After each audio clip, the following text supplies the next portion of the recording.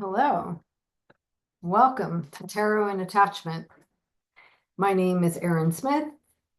I am a professional tarot reader and an associate marriage and family therapist.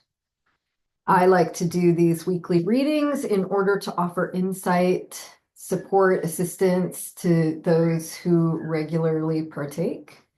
If you're new here, welcome. I hope that you find this information helpful. I usually come with a specific focus of some kind. Um, Again, these readings are meant to be in service of helping people feel more grounded or uh, more better able to skillfully meet the challenges of their week. And certainly there's a lot going on in the world, specifically in our own country, a lot of dissonance, disturbance, uncertainty. And so I think I'm going to just offer this reading up as a general guide. I'm going to ask for insight or guidance around what would be most helpful for us to know, understand, or do in order to skillfully navigate the challenges that are in front of us. And also how we might find some ease, some comfort. Obviously, when you're super scared about something, when you're on high alert, it's often hard to see things clearly, to make wise choices about one's life when you're in a hyperactivated state. So make no mistake, finding some soothing within oneself, some emotional self-regulation, which is what the last reading was about, is helpful. It's helpful. It allows us to choose wisely how we're going to respond to the circumstances in our life. So I just want to offer this up and see what the cards have to say about how we might find a sense of comfort in a world that is wildly uncomfortable right now, and what we need to know about that process, what would be helpful for us to understand. So I'm going to do my thing. I'm going to go silent. I'm going to concentrate while I shuffle. I will be with you momentarily.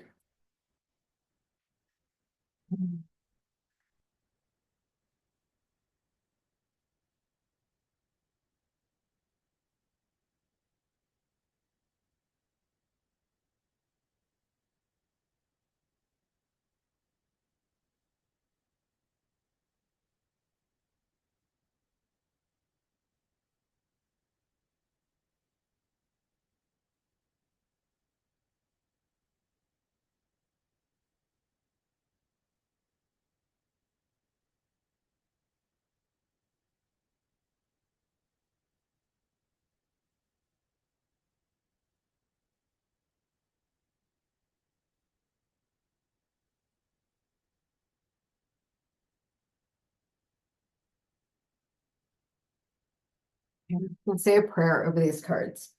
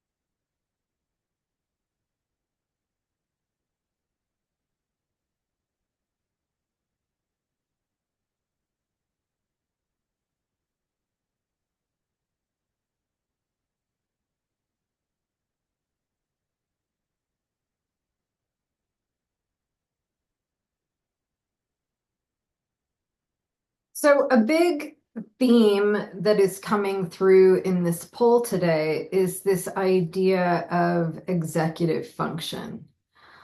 Um, in some ways, this archetype of being the master of our own domain. That things really start to go off the rails when we feel disempowered. We feel like we're at the mercy of circumstances or at the mercy of others, who would wish to do us harm.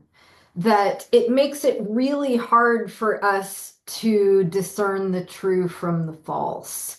It's really easy to slip into a perspective of hopelessness, learned helplessness, negativity bias, this inability to see possibilities or solutions that exist outside this very narrow narrative that is catastrophic.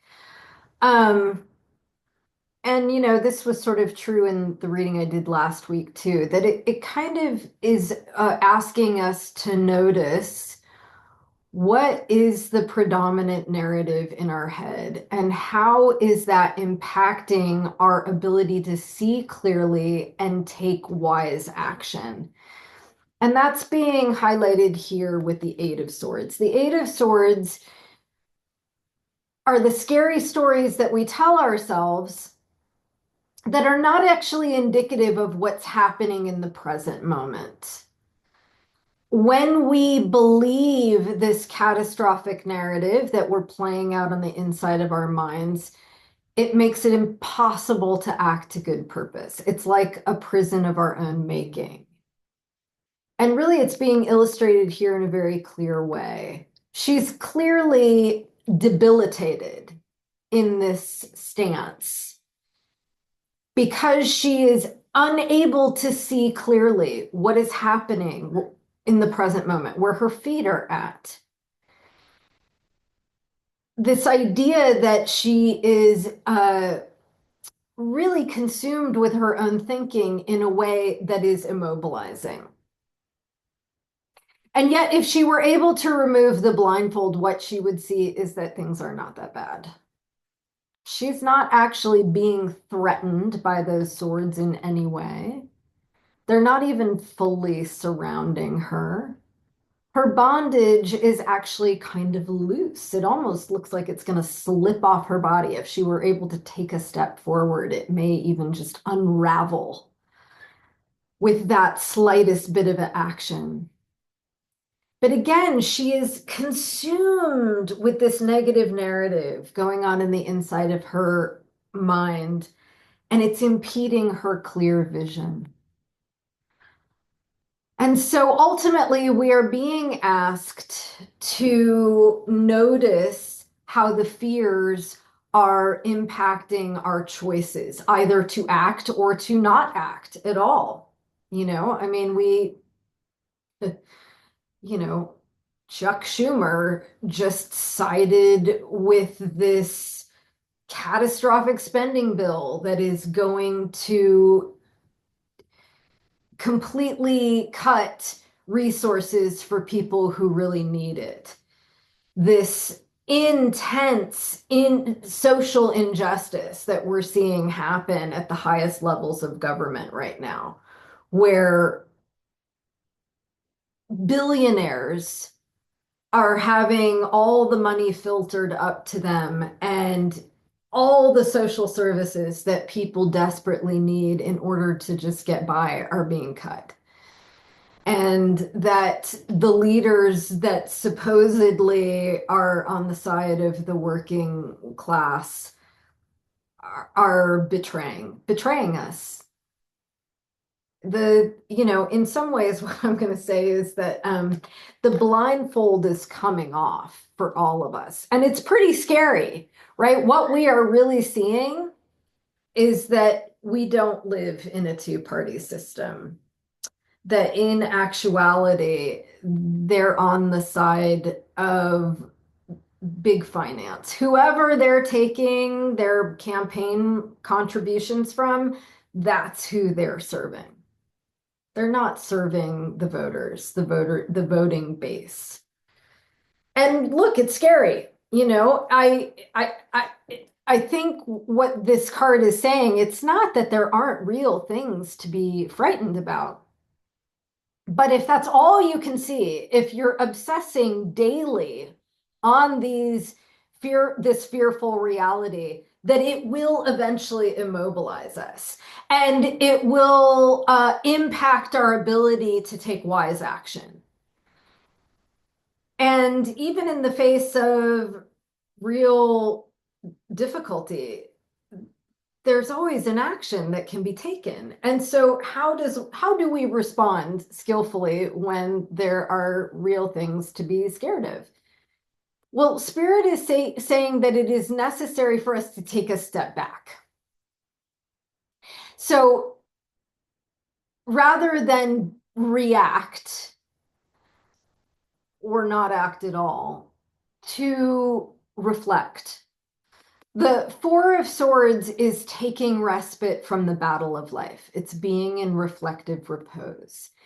And it is an internal investigation. So I think this is really important too, especially for those of us who are glued to our devices, scanning the horizon for the next, catastrophic story to overwhelm our senses. The Four of Swords is really, I associate with meditation, reflection, turning inward in order to seek a kind of truth and watch our thoughts from a distance rather than getting, overly involved in the narrative, to watch our thoughts, to notice what quality of sensation accompanies those thoughts as it plays out in our bodies. So thoughts and feelings, noticing how these sense spaces interact with one another.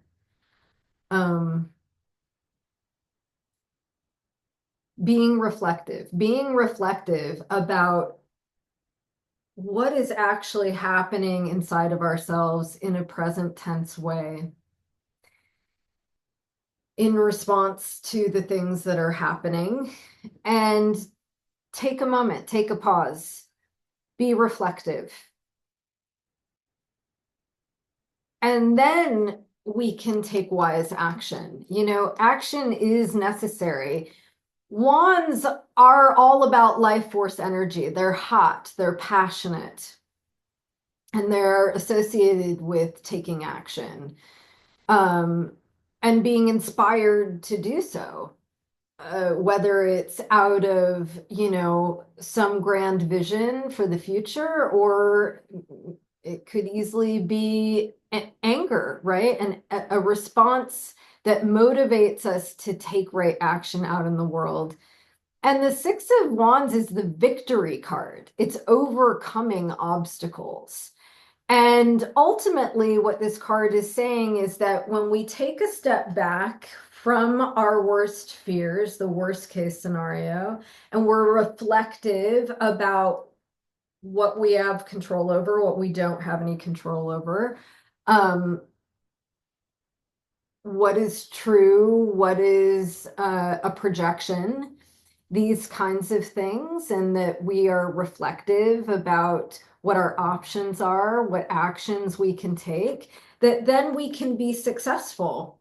We can put forth right effort in order to get things done in a good way. And a lot of this is, again, about recognizing our own sense of volition. The emperor is the highest law in the land. And this is not pointing to, the one in office. This is pointing to our own sense of personal empowerment. This is about assuming the throne in your own life and recognizing that you can make choices from this wise and grounded place We can associate executive function with the emperor, where you are choosing wisely how it is that you wish to govern your own experience, and then taking action based on that understanding, and doing things that feel right, surrounding yourself with people who are like-minded. Connecting with others is also a really important way for us to show up in this time period. We're not going to do it all alone. We need the assistance of like-minded souls, people who feel that we are in community with, sharing stories, sharing compassion, processing our emotions with one another, being supportive. That this is really an essential way for us to feel grounded and stable enough to start making some choices and taking some action in our life that would be beneficial. Again, it's doesn't look good in terms like the devil is about power iniquity. It is pointing to a hierarchical, controlling system that is trying to hold on to its power through the disempowerment of others. That this is a brutal, narcissistic, power hungry beast that is trying to suppress any kind of equality, any kind of redistribution of goods and services in a more egalitarian way. The powers that be don't want that. And what's more is they want to push this narrative that we are powerless, that we have no say or control over our circumstances. And yet it isn't true. You can see that those chains are quite loose. When you are able to take the blindfold off and see clearly that this power structure and this intense, rigid, constrictive structure of society is the way it is, and it's the only way it can be, that this is an illusion. That when we break free from these suppressive chains, from this bondage, then we are able to come together as partners in the world to build a more equitable and mutually beneficial society where everyone's needs can be met in a good way. She showed up in the last reading. The Queen of Pentacles she's really like an earth mother. In fact, you might even think of her as the earth. The earth, she is so generous in giving of her gifts. She gives us fresh water. She gives us oxygen to breathe from the leaves of trees. She gives us a bounty of food, fruits, and vegetables. She is so abundant in all of the necessities in order for us to thrive. And yet, when we are operating under this illusion of lack and limitation, this artificial withholding of material goods and services, all being hoarded at the top, so that there is this feeling of deprivation, it's easy to not see things clearly. That in actuality, we live on a planet that provides for our needs. And if we begin to turn our attention towards the way that interdependency works and the way that ecosystems take care of one another. The trees release oxygen through photosynthesis of energy from the sun, and we take in the oxygen and breathe out carbon dioxide, and that carbon dioxide is taken up by the roots of the tree, that there is this thing called symbiosis. And it's a beautiful thing. And yet it is predominantly not how we structure human society. We think of ourselves as separate from the ecosystem. We create these social structures that don't honor our interdependency. And so I think even just looking to nature, looking to Mother Nature as a model for abundance, and that can be extremely helpful in combating this need to hoard money, to hoard resources, operating out of this illusion of scarcity that is, and so we're clinging to this need for security, this false sense of security that really isn't even satiating. This is the irony, of course, that the people in charge who have the most money and the most power, it's never enough. It's never enough for them. They need more and more and more, always operating out of this illusion that there will eventually come some feeling of satiation.